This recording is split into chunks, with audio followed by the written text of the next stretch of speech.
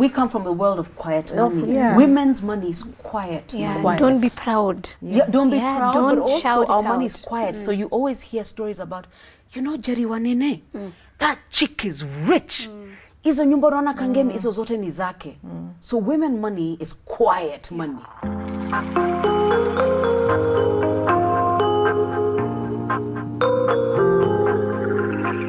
Hi, it's Caroline Mutoko. Welcome back to my channel and thank you for being here.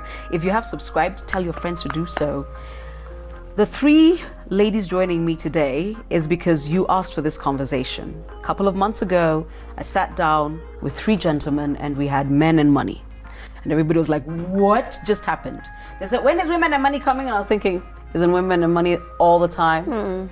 But it was important that we speak about money just as women. Because number one, as women, we're not allowed to talk about it, want it, or spend it. No, we're not allowed to. So I want to ask you to introduce yourselves in the best way you know how. You've got to do the intro Mom will like. Yes, you are. Yeah. Hi, I am Sharon Kitnganga. I am an economist and statistician. I also host a show on K24 called the Arena 254. Yeah. Oh, you're Arena 254. Yeah. TV makes you a lot bigger. Why everyone tells me that? Madam. I'm Gladys Wamaitha. I'm a mother of two girls, and I'm an advocate and accredited mediator. Okay. Wow. And you? I'm Shabanjagi, and I love working with people to inspire and empower them to live abundant lives in terms of their wealth, in terms of achieving their goals. I'm also the head of training and communications at Centonomy, and I have been looking forward to this conversation. Women and money. So when there was men and money, I just told Waithaka, we have to have one. Yes. Yeah. And it's here. And it's here. I'm going to start this conversation by seeing whether I can get the two of you, because I think you're both under 30, to understand why this is a very powerful conversation.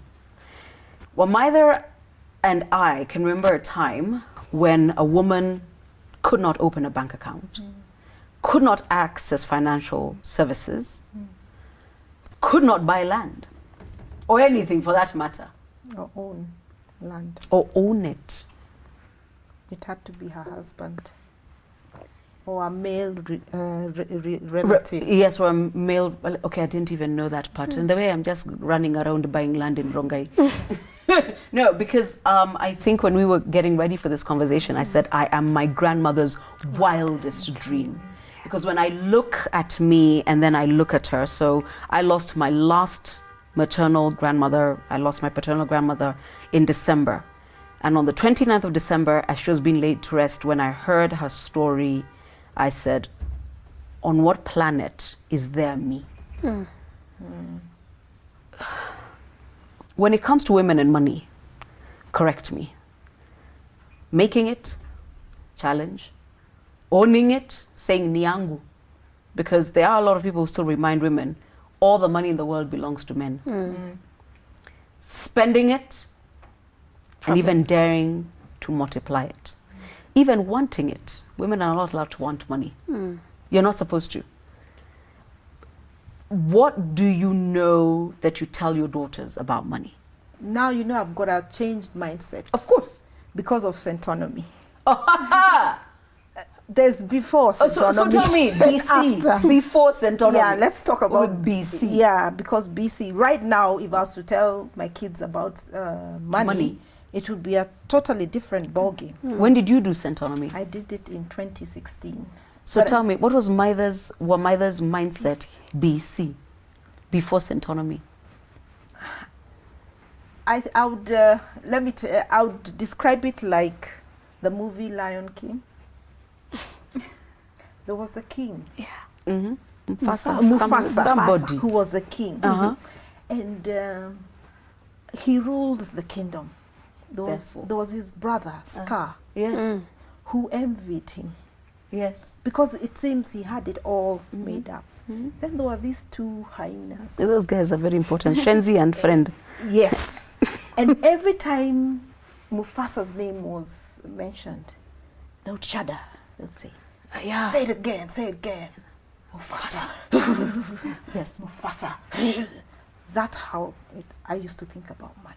No. When money's You mentioned, shudder. I shudder because of lack of knowledge and understanding of all this issue of money, finances. It seems it's all, you're meant to have it but not have it. Yes. You're meant to manage it, but how do you manage it? When you don't have it. You don't have it.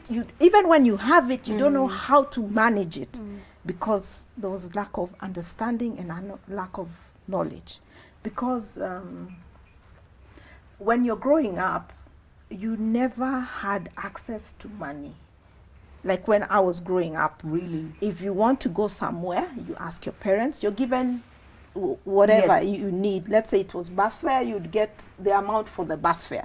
If you're going to, let's say you're going to a movie, you'll be given the money for the ticket, but you never had your own money per se. That this is my money and I'm going to make a decision on how I'm going to spend it. So you're an advocate. Yes.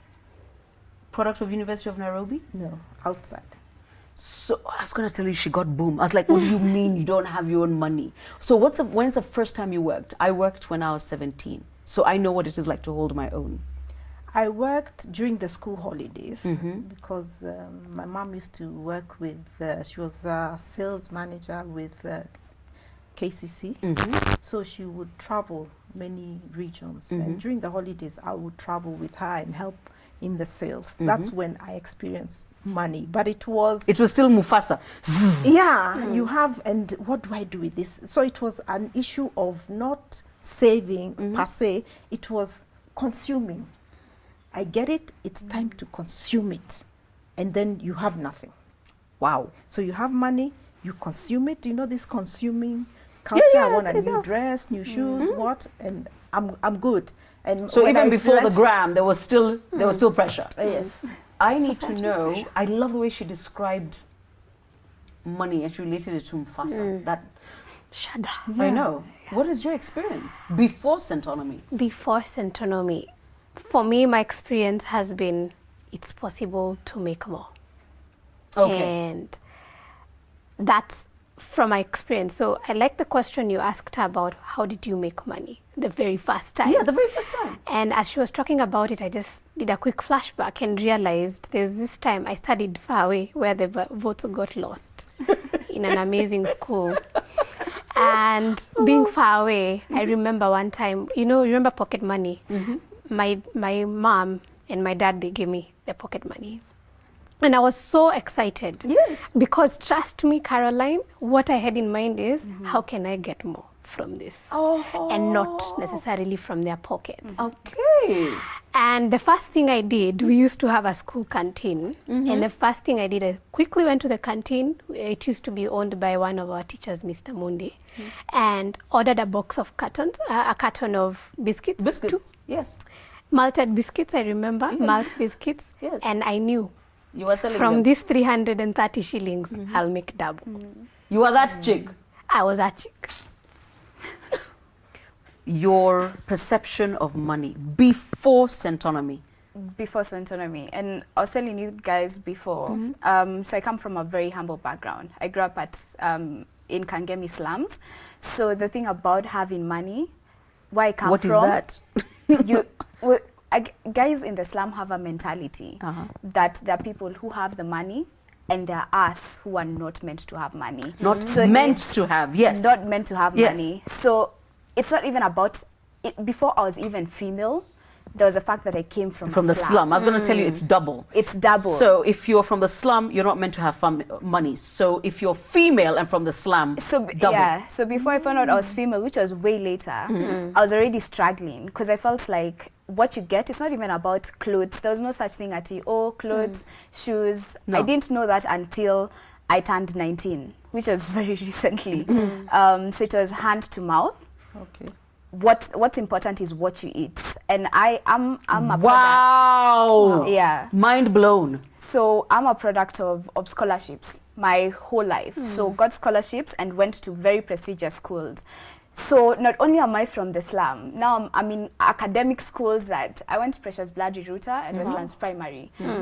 So my parents first don't understand how this girl Yes. has gotten here, because obviously I was getting really good grades to get the scholarship.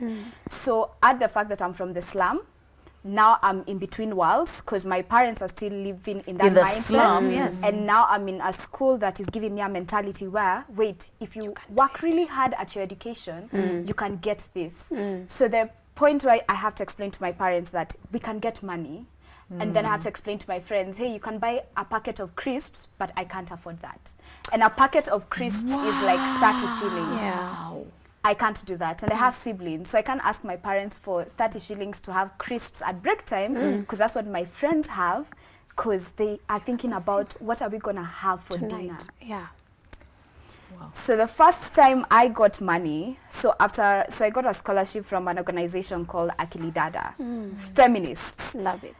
leadership Akili academy. Dada did that themed campaign. Yeah. My grandmother's Wildest wildest dreams. dreams. Yeah. So what Akili Dada did was, so from Westlands Primary, I hadn't gotten the thing about being female.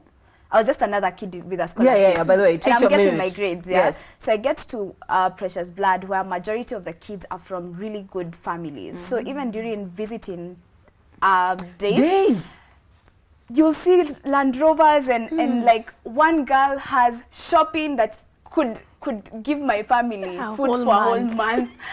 And my parents come with like just Chapos. chapo, Yes. rice, Yes. and stew. And I'm so grateful, because that even at home I don't get that treatment. Yeah. And I'm like, I get angry at my parents, because like, why didn't you work hard enough? But then again, I'm like, wait, I'm not that person. So after No, Akili that's a Dada, very important yeah. thing to say. You know, a lot of us don't realize that our children do wonder. Do wonder. Yeah. You don't vocalize it, but it's in your mind. So I think that's when the light bulb hits, yeah? Because I'm like, wait, if these kids have this, how come I didn't have that? So that's the first time I realized there's something very wrong. And this is 2010, so I'm in Form 1. I'm 14, and I'm starting to see that the world doesn't really revolve the way it does in the slum. And Akili Dada teaches you to be this leader, this Strong femme woman. Yes. fatale, yeah? Yes.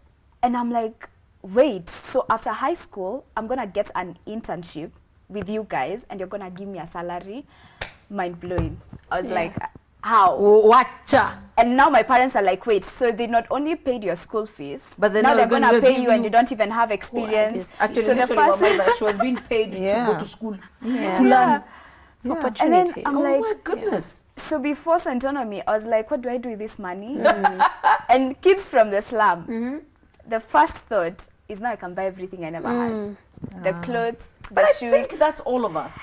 And I like what you said. So when you were going through that moment Yeah. in 2010, 2011, I was just about to graduate from university.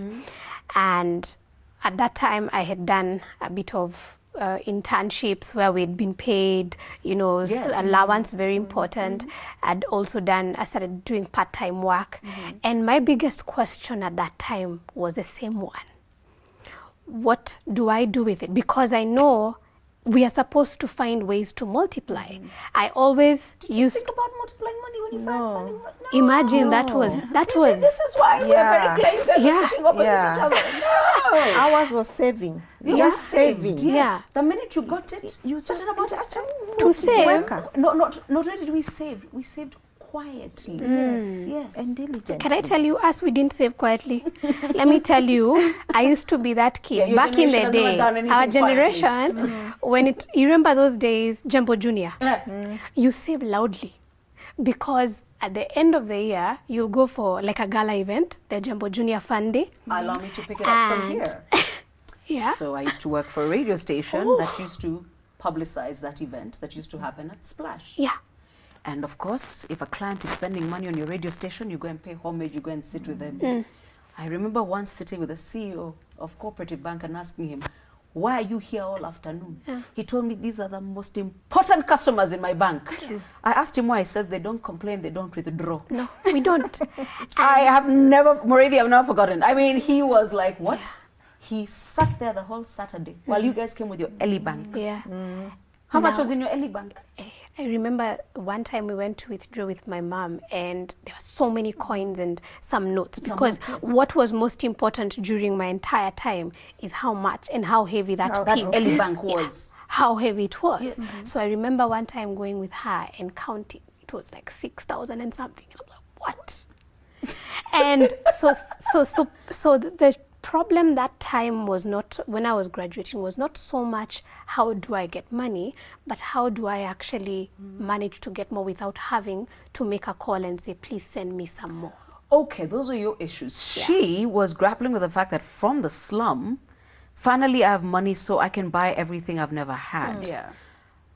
Well, Maida here is still shaking at the thought of money. Yeah. Because And you know, it's interesting how you talk about that jumbo. Julia, yeah, it was jumbo called an Ellie junior. Bank. I didn't know that my mom had opened an account for me when I was young. No. It's only now when I started working, she said, let's go together.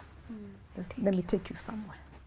And that's when I knew that she had actually, I had an account which had money. Yes. Or she had never told me, I have never physically put Done it. money in any coin, in any piggy bank that I am saving. No, I didn't have that. But we come from the world of quiet money. yeah. Women's money is quiet. Yeah, money. don't be proud. Yeah, don't be Yeah, proud, don't but also shout our it money out. is quiet. So you always hear stories about, you know, Jerry Wanene, that chick is rich.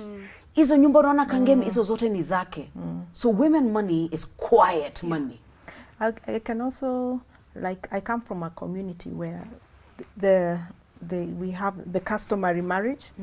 So the last visit, when the last visit which belongs to the ladies, I know that the women, the bride is taken to the kitchen and she's shown the itara. Oh, really? The itara. I did not know you were shown the itara. And they're shown the itara, and you're shown this is where you keep the money.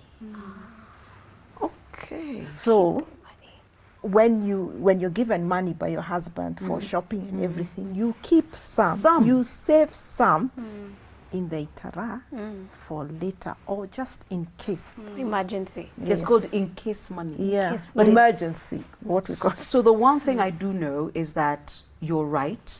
For women, for as long as we can remember, and this continues to be the truth in many parts of the world, money's scary.